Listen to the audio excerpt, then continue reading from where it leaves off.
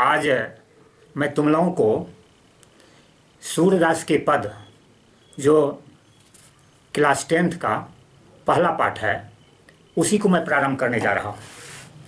तो सबसे पहले मैं इस पाठ को प्रारंभ करने से पूर्व सूरदास के विषय में कुछ तुम लोगों को जानकारी देना चाहता हूँ। प्रस्तुत पाठ सूरदास के पद महान भक्तिकालीन कवि सूर, जिन्होंने अपने कविता के माध्यम से संपूर्ण जनमानस को आंदोलित कर दिया। सच कहा जाता है कि हिंदी साहित्याकाश में सूर्य के समान सूर हैं। किसी कवि ने कहा, सूर सूर तुलसी शशि उद्गन केशव दास, आज के कवि खद्योत्सम जहाँ तहाँ करी प्रकाश। प्यारे बच्चों, तात्पर्य यह हुआ कि सूर सूर तुलसी शशि हिंदी साहित्य रूपी आकाश में, हिंदी साहित्याकाश में सूरदास जी सूर्य के समान है, यानी सूर्य के समान है, और तुलसी शशि के समान है, अर्थात चंद्रमा के समान है। आज के कवि खद्योत्सम और आज के जो कवि हैं वह उद्गन के समान है, तारा के समान है, उद्गन के शब्दास। आज के कवि खद्योत्सम जहाँ तहाँ करे प्रकाश। सूरदास जी तो सूर्य हैं, इनकी प्रकाश संपूर्ण मानव को आलोकित करता है। उसी तरह चंद्र का प्रकाश भी, परंतु आज के जो कवि हैं वह जहाँ तहाँ अपना प्रकाश से प्रकाशित करते हैं। अब हम चलते हैं, सूरदास जी भक्ति धारा के प्रमुख कवि माने जाते हैं, जिन्होंने भक्ति मार्ग के माध्यम से कृष्ण के भक्ति धारा का प्रादुर्भाव किया और कृष्ण के भक्ति पक्ष कविता को लेकर के संपूर्ण मानवता में ज्ञान प्रकाशित करने का काम किया। हम चलेंगे, सूरदास जी भक्ति और श्रृंगार और वात्सल रस के प्रमुख कवि हैं, जिन्होंने सूर्य के पद के माध्यम से गोपी और कृष्ण का जो प्रेम है उस प्रेम का वर्णन करने का काम किया।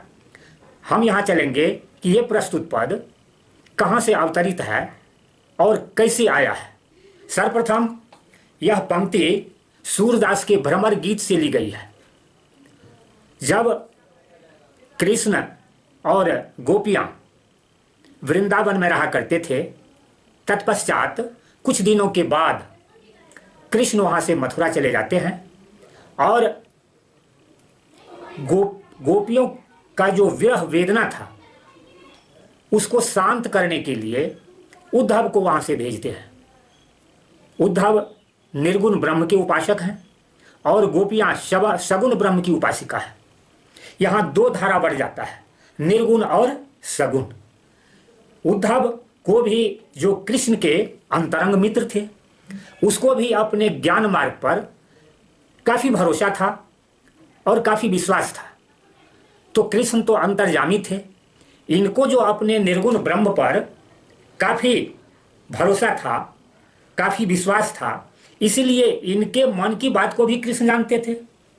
इसलिए प्रकारांतर से इनके मन को भी छोटा करने के लिए कृष्ण ने उद्धव को भेजता है गोपियों के पास। तो हम देखेंगे कि ये निर्गुण ब्रह्म एवं योग का संदेश लेकर जो उद्धव गोपियों के पास आते हैं तो गोपियां उसके निर्गुण ब्रह्म को ठुकरा देती है इस पंक्ति के माध्यम से। तो निर्गुण ब्रह्म पर किस तरह से सगुण ब्रह्म हावी हो जाता है और कृष्ण के द्वारा जो भेजा गया ये संदेश था उद्धव के माध्यम से, तो गोपियां इस पंक्ति के माध्यम से, इस पद के माध्यम से उद्धव को निरुत्तर कर देता है, परास्त कर देता है और अंततोगत्वा उद्धव को वहां से खाली हाथ लौटना पड़ता है। गोपियों ने भ्रमर गीत के माध्यम से उद्धव को जो संदेश दिया प्रस्तुत पद में उसी का वर्णन किया गया है और ये उद्धव का जो गोपी संवाद है ये 4 पद में दिया गया है। अब हम चलेंगे प्रथम पद में कि उद्धव ज्ञान का संदेश लेकर, निर्गुण ब्रह्म का संदेश लेकर गोपियों के पास आता है, परंतु गोपियां उसे किस तरह से भाग्यवान कहकर उनके बातों का तिरस्कार करता है, उसके बातों का अपमान करता है और उसे भाग्यहीन कहता है। महान कवि सूर ने इस भाग्यवान में किस तरह से गोपियां उद्धव को अभागा कह रहा है कि तुम तो कृष्ण के अंतरंग मित्र हो, उसके सानिध्य में रहते हो, फिर भी कृष्ण के प्रेम रूपी धागे से तुम बंध नहीं पाया। यही इस पंक्ति का माध्यम है। अब हम पूरा इस पंक्ति में चल रहे हैं। गोपियां कहती है, उधो हो तुम अति बरभागी, अपरस परत स्नेह तगाते, नाही न मन अनुरागी, उधो हो तुम अति बरभागी। प्यारे बच्चों, कहता है, गोपियां कहती है कि उधो हो तुम अति बरभागी, कि तुम बहुत बड़े भाग्यवान हो। अपरस रहत स्नेह तगाते, नाही न मन अनुरागी। तुम अपरस अर्थात बिना स्पर्श किए प्रेम रूपी धागा से तुम स्पर्श नहीं किया। तात्पर्य यह कि तुम कभी कृष्ण के प्रेम रूपी धागे से बंध नहीं पाया। अपरस रहत स्नेह तगाते, यानी तुम कभी कृष्ण के प्रेम रूपी धागे से बंध नहीं पाया, उसे स्पर्श नहीं कर पाया। ना ही न मन अनुरागी, और नो कृष्ण के प्रति तुम्हारे भीतर में अनुराग ही जगा, प्रेम ही जगी। तात्पर्य पहले पद में कहा है, उधो हो तुम अत बरभागी। तात्पर्य यह कि इस बरभागी में अब अभागे कहने का रूप छिपा हुआ है कि तुम काफी भाग्यहीन हो, जो कृष्ण के सानिध्य में रह करके भी कृष्ण के प्रेम रूपी धागे से बंध नहीं पाया। कैसे? पुरइन पात रहत जल भीतर, तारस दे हन दागी, ऊधो हो तुम अति बरभागी। पुरइन पात रहत जल भीतर, जिस तरह से पुरइन पात यानी कमल के पत्ते जल के भीतर रहता है, परंतु जल का दाग उस पर जरा भी नहीं लगता, ठीक उसी प्रकार से तुम कृष्ण के सानिध्य में हो, कृष्ण के निकट में रहते हो, उसके अंतरंग मित्र हो, परंतु कृष्ण के प्रेम रूपी धागे से तुम कभी बंध नहीं पाया, कृष्ण के प्रेम से तुम कभी उसे स्पर्श। गोपियां कहती हैं, ज्यों जल माह तेल की गागर, बूंदन ताको लागी, ऊधो हो तुम अति बरभागी। जैसे तेल का गगरी पानी में डूबा हुआ रहने पर भी उस पर जल की एक बूंद भी नहीं लगती है, एक बूंद भी उस पर नहीं पड़ता, ठीक उसी प्रकार से तुम्हारे ऊपर कृष्ण के प्रेम और प्यार का सानिध्य जरा भी तुमको असर नहीं करता, इसलिए तुम अभागे हो। और क्या है?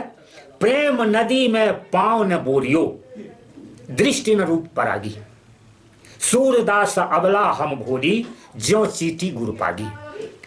सूरदास जी कहते हैं गोपियों के माध्यम से कि हे उद्धव, तुमने कभी कृष्ण के प्रेम रूपी नदी में अपने पांव तक को नहीं रखा, अपने पांव को भी उसमें नहीं डुबाया। तात्पर्य कृष्ण का प्यार, कृष्ण का स्नेह तुम्हें जरा भी अपने ओर आकर्षित नहीं करता है, इसलिए तुम काफी अभागी हो, दृष्टि न रूप परागी। और उसके रूप और माधुर्य से, कृष्ण के रूप और माधुर्य पर तुम कभी आकर्षित नहीं हो पाए। वह रूप और माधुर्य कृष्ण का तुझे अपने ओर आकर्षित नहीं कर पाया। तात्पर्य यह कि तुम काफी निष्ठुर हो, कृष्ण के प्रेम और प्यार को कभी तुमने जाना नहीं। सूरदास जी गोपियों के माध्यम से कहता है, गोपियां कहती है उद्धव को, सूरदास अबला हम भोली, हम तो वह अबला हैं जो काफी भोली भाली हैं, गुड़ चीटी जो पागी। जिस तरह से चीटियां गुड़ में लिपट जाती है और उससे अलग नहीं हो पाती, तात्पर्य यह कि गुड़ में जब चीटियां पड़ जाती है तो उसके पंख गुड़ से लिपट जाते हैं, वह पुनः उससे बाहर नहीं हो पाता। गोपियां कहती है कि मैं उसी चींटी के समान हूं जो गुड़ में लिपटी हुई है, अर्थात यह कि कृष्ण के प्रेम और प्यार में गोपियां लिपटी हुई है। उसके अद्वैत प्रेम को वह चाहती है, उसके निर्गुण प्रेम को वह चाहती है, उसके अलौकिक प्रेम को वह चाहती है। इस प्रकार से प्रथम पद के माध्यम से गोपियां उद्धव को निरुत्तर कर देती है। उद्धव को जरा भी ज्ञान मार्ग का इनके ऊपर जरा भी कुछ असर नहीं पड़ता है। इस प्रकार से प्रथम पद में हम देखते हैं कि गोपियां कृष्ण को निर्गुण ब्रह्म पर परास्त करके अपने सगुण ब्रह्म का प्रचार करती है, प्रसार करती है, और कृष्ण के माध्यम से जो कृष्ण का प्रेम रूप है, आकर्षक रूप है, उसके माध्यम से गोपियों ने उद्धव को निरुत्तर कर दिया, परास्त कर दिया और उसके ज्ञान मार्ग को ठुकरा दिया। अब हम चलते हैं पद 2 में। पद 2 में कृष्ण गोपियों को यह कह के गए थे कि मैं बहुत जल्द ही तुम्हारे पास लौट आऊंगा।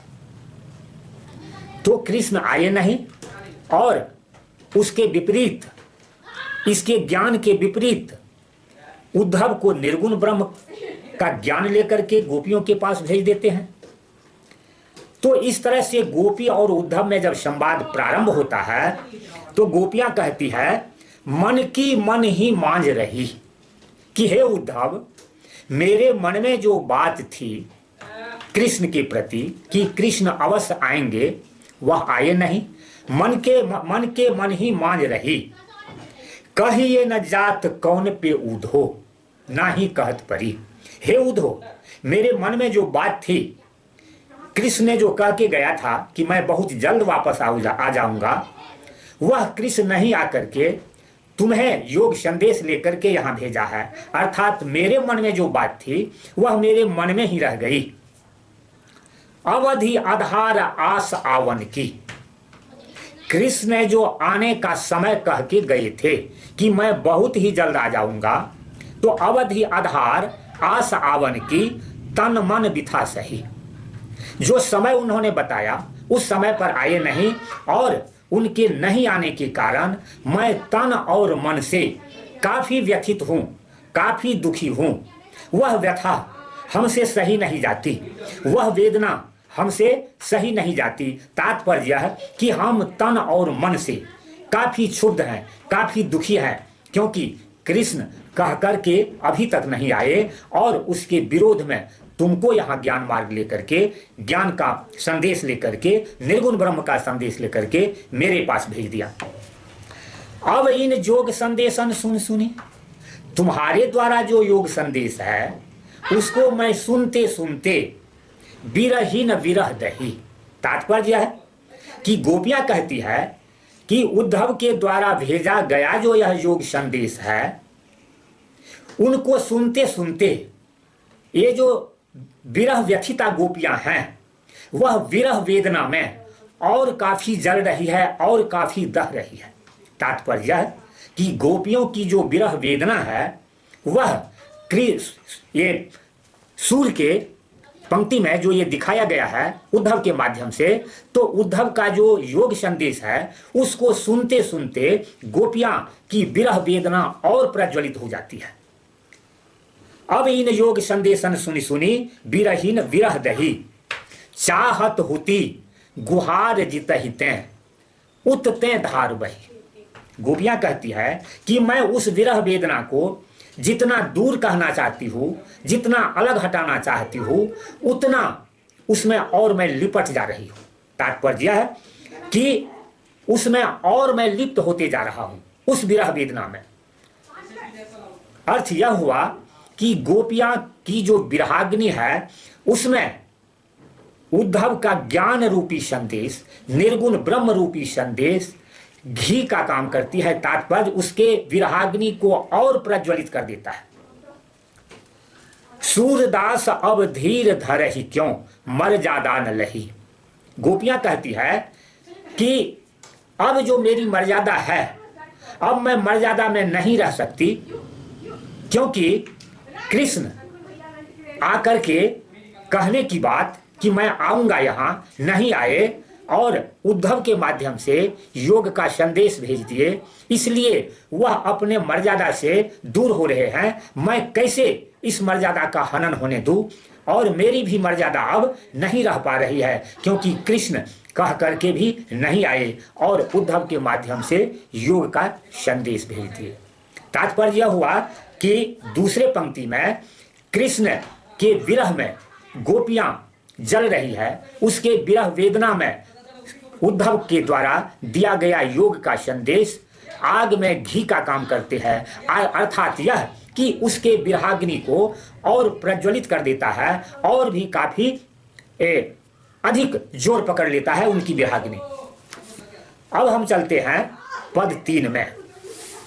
पद 3 के माध्यम से सूरदास जी गोपियों के अनन्य प्रेम को दर्शाने का काम किया कि किस तरह गोपियां को कृष्ण पर काफी भरोसा है, किस तरह से उसके प्रेम में गोपियां बंधी हुई है।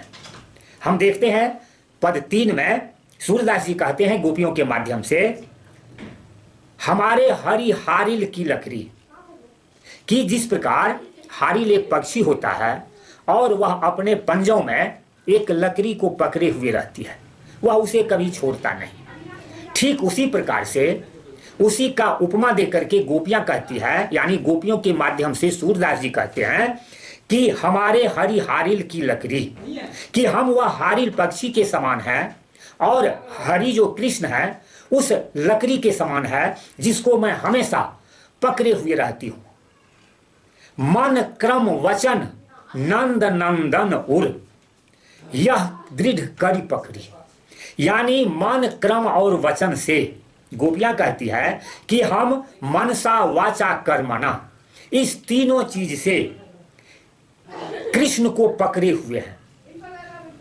मन क्रम वचन नंद नंदन उर, यह दृढ़ करी पकड़ी, यानी नंद के जो नंदन है अर्थात नंद के जो नंदन कृष्ण है उसको मैं अपने हृदय में उर में उसी समान पकड़ा हुआ हूं जैसे हारिल पक्षी उस लकड़ी को पकड़ी हुई रहता है। ठीक उसी प्रकार से मैं मन क्रम और वचन से अपने हृदय में कृष्ण को दृढ़ करके काफी मजबूती से काफी शक्ति से उसको जकड़ा हुआ हूं, उसको पकड़ा हुआ हूं, वह हमारे अंदर से कभी बाहर नहीं जा सकता। कैसे? जागत सोबत स्वप्न दिवस निसी, कान कान जकरी, जागते सोते, तात्पर्य स्वप्न दिवस निसी, दिन में भी और रात में भी, स्वप्न में भी। तात्पर्य यह हुआ कि गोपियां कृष्ण के वियोग में, कृष्ण के प्रेम में हमेशा जकड़ी हुई है, हमेशा अहरनिश उसी का ध्यान करती है। अहरनिश माना हमेशा। तो कहता है जागत सोबत स्वप्न दिवस निसी, कान कान जकड़ी, यानी हमेशा मैं कृष्ण कृष्ण कान कान कह करके उसे पुकारते रहता हूं। तात्पर्य वह मेरे हृदय में हमेशा अस्थायी रूप से बसा हुआ है। सूतो व्याधि हमको ले आए, देखी सुनी न कही करी, तुम एक व्याधि एक दुख हमारे लिए लेकर के आ गए हो हे उद्धव। तुम यह ज्ञान रूपी संदेश, निर्गुण ब्रह्म रूपी संदेश जो लेकर के आ गए हो, वह एक व्याधि है, वह एक बीमारी है जिसको कभी मैंने देखा और न कभी सुना। यह मेरे लिए एक दुख के समान है।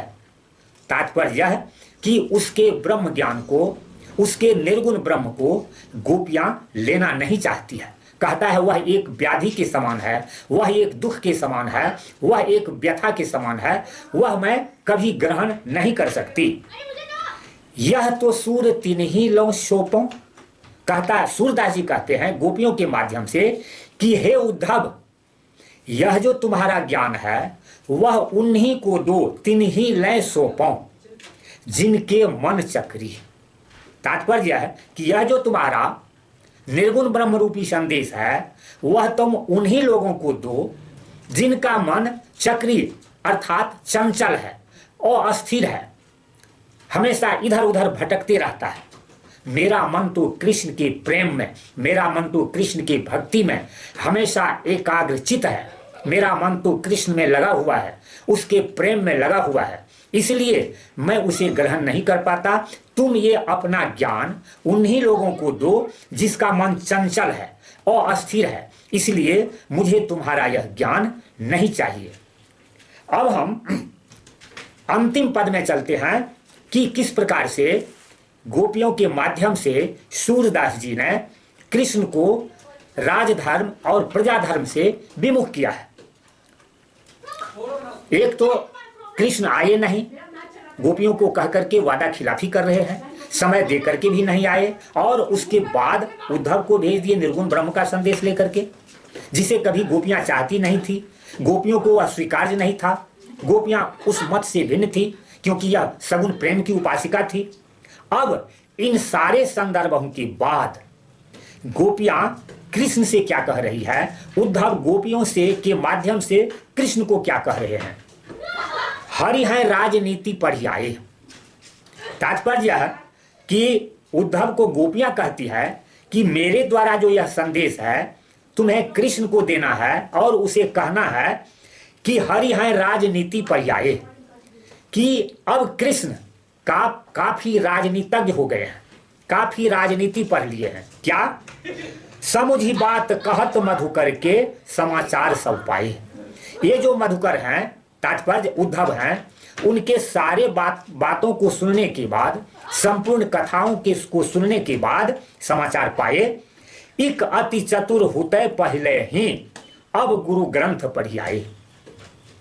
उद्धव को गोपियां कहती है, उनके कहने के बाद उनके उत्तर में कृष्ण के प्रति यह अपना संदेश भिजवाना चाहती है गोपियां कि एक अति चतुर होता पहले ही, एक तो पहले ही कृष्ण काफी चतुर था, काफी प्रबुद्ध था, काफी बुद्धिजीवी था, अब और गुरु ग्रंथ पढ़ लिया है, अब और राजनीति पढ़ लिया है। बड़ी बुद्धि जानी जो इनकी योग संदेश पठाए। गोपियां कहती है कि उनकी बुद्धि में और काफी बढ़ोतरी हो गई है।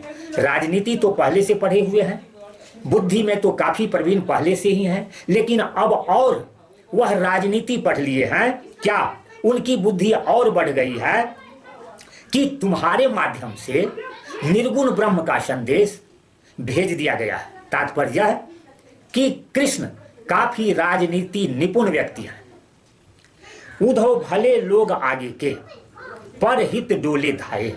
गोपियां कहती है कि हे उधो, पहले के जो व्यक्ति थे, पुराने जो व्यक्ति थे, वह काफी अच्छे थे, जो दूसरे के हित के लिए हमेशा काम किया करते थे, पर हित डोले धाये। अब अपने मन फेर पाई हो चलत जू होते चुराए। गोपियां कहती है कि कृष्ण कह करके नहीं आए, अपने वादा को वह फेर लेते हैं, अपने वादा से वह मुकर जाते हैं। अपने मन फेरे, अब अपने मन फेर पाई है चलत जो होते चुराए। वह अपने मन को पूर्ण रूप से फेर लिए हैं, मुकर गए हैं अपने वादा से। त्यों के अनीति करे आपुन जे और अनीति छुड़ाए। क्योंकि कृष्ण राजधर्म को भी छोड़ दिया है, वह अनीति क्यों करने लगा है। तेज क्यों अनीति करे आपुन जे और अनीति छुड़ाए। क्योंकि राजा को प्रजा के हित की बात सोचनी चाहिए। कृष्ण तो राजा भी हैं, वह क्यों अनीति कर रहे हैं, वह क्यों प्रजा का हित नहीं कर रहे हैं। इसलिए प्रस्तुत पंक्ति के माध्यम से गोपियां कहती हैं कि कृष्ण राजधर्म का भी पालन नहीं कर रहा है, अपने प्रजा के हित का भी काम नहीं कर रहा है, इसलिए वह राजधर्म का निर्वहन नहीं कर रहा है। राजधर्म तो यह सूर जो प्रजा न चाही सताए। कहता है राजा का धर्म तो यह है जो प्रजा को सताए नहीं, प्रजा का हितैषी हो, प्रजा का उसके माध्यम से कोई अहित न हो। लेकिन कृष्ण अपने प्रजा पर अत्याचार कर रहे हैं, अपने प्रजा की भलाई नहीं कर रहे हैं। इस तरह से चौथे पंक्ति में कृष्ण को गोपियों के द्वारा काफी चतुर, काफी राजनीतिज्ञ और प्रजा के अहित करने वाले कह रहे हैं कि वह राजा होते हुए भी अपने प्रजा का जरा भी ध्यान नहीं देते। इस प्रकार से सूर के इस पंक्ति के माध्यम से मैंने देखा कि सूर और सूरदास ने उद्धव गोपी संवाद के माध्यम से किस तरह से अनेकानेक बात को सामने लाने का काम किया, जहां सूर्य ने ये गोपियों को कृष्ण का हितैषी, कृष्ण का अनन्य भक्ति का प्रेम इत्यादि इत्यादि बातों को दर्शाते हुए उद्धव को अपने सगुण ब्रह्म के माध्यम से निर्गुण ब्रह्म को परास्त कर दिया और सूर्यदास को खाली हाथ लौटने के लिए विवश कर दिया। आज इतना ही, फिर आगे देखा जाएगा।